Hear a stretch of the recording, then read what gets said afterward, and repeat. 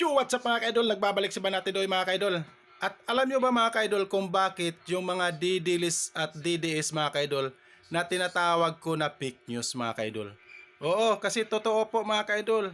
Oh, totoong mga sinungaling po yan mga DDList supporters at saka mga DDS vlogger mga ka-idol. Ito lang mga ka-idol, example ko lang po ito mga ka-idol ha.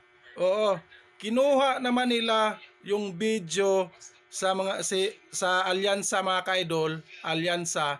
Oo, kinuha na naman nila ng video at ginawa na naman nila ng sounds effect na Duterte mga ka-idol.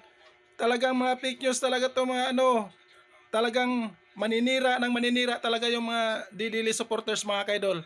Ito mga ka-idol tandaan nyo, hindi mananalo ang kasamaan kaysa kabutihan mga Didili supporters kayo. Panoorin nyo mga ka-idol. Mag-comment kayo mga ka-idol, mag-comment kayo, panoorin nyo. Yan. Yan ang panlaban ko sa mga putang ina ninyo.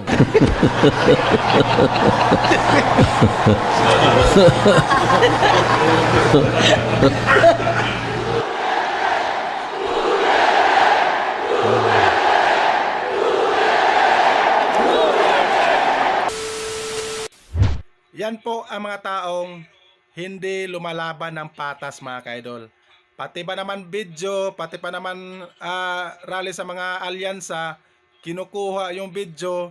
Oo, tapos i-edit ng sounds effect ni Duterte. Mga ulol, wala nang maniniwala sa inyo. No, wala nang sumusuporta kahit anong paninira nyo. No, hanggang paninira na lang kayo. At alam namin ang mga video sa mga alyansa. Mga bubo kayo, mga didilis kayo.